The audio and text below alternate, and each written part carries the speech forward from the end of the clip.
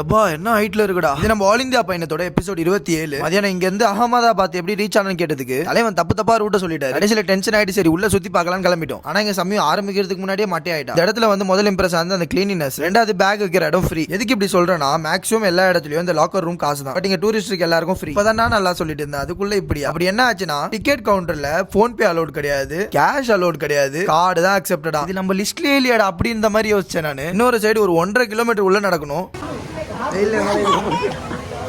என்னதான் நடந்து போற மாதிரி இருந்தாலும் வெயில் படக்கூடாது இந்த மாதிரி ஷீட்லாம் போட்டுருந்தாங்க. அது ஒரு பெரிய நல்ல விஷயம். நான் பாக்குற காட்சியை நீங்களும் இப்ப பாருங்க. தூரத்துல இருந்து பார்க்கும்போது பெருசா இருந்தது, கிட்ட போக போக எப்பா எவ்வளவு ஹைட்ல இருக்கு. பட் இந்த இடத்துல எந்த சைடு திரும்பினாலும் டூரிஸ்டுக்கு ஒரு நல்ல விஷயம். இந்த இடத்துல இருந்து மேல ஸ்டாச்சு கிட்ட போற வரைக்குமே எஸ்கலேட்டர் போட்டுருந்தாங்க. எவ்வளவு பெரிய விஷயம் தெரியுமாங்க. அது நான் எந்த டூரிஸ்ட் பிளேஸ்லயும் பார்க்காத இதுவே இந்த இடத்துல பார்த்தேன். இங்க நிக்கிற ஸ்டாச்சு பர்சன் பின்னாடி அவ்வளவு பெரிய வரலாறே இருக்கு. யாராச்சும் ஒரு பர்சனுக்காச்சும் இந்த இடத்துக்கு இந்த ஸ்டாச்சு ஆஃப் யூனிட்டின்னு பேர் வந்தது தெரிஞ்சா மறக்காம கமெண்ட் பண்ணுங்க. இந்த இடத்தோட என்ட்ரி டிக்கெட் பத்தி சொல்றேன். 150, 300, 1000. 150 பாத்தீங்கன்னா நார்மலா நம்ம ஸ்டாச்சு கிட்ட வரைக்கும் போலாம். 350 பாத்தீங்கன்னா டு தி டாப் வரைக்கும் போலாம். பட் ஆனா நீங்க வெயிட் பண்ணணும் லைன்ல. 1000 ரூபீஸ் கொடுத்தீங்கன்னா வெயிட் பண்ணவே தேவையில்ல. விஐபி என்ட்ரி மாதிரி சர்ன்னு போயிட்டு சர்ன்னு வந்துடலாம். ஒரு டூரிஸ்டுக்கு ஒரு பெஸ்ட் பிளேஸ் சொல்லலாம் இந்த இடத்தை. எல்லாரும் அடுத்த வீடியோல நான் சந்திக்கிறேன். நம்ம ஆல் இந்தியா சீரிஸை பார்க்காதவங்க மறக்காம செக் பண்ணி பாருங்க. நம்ம இன்ஸ்டாகிராம் ஃபாலோ பண்ணாங்க, ஃபாலோ பண்ணிக்கோங்க.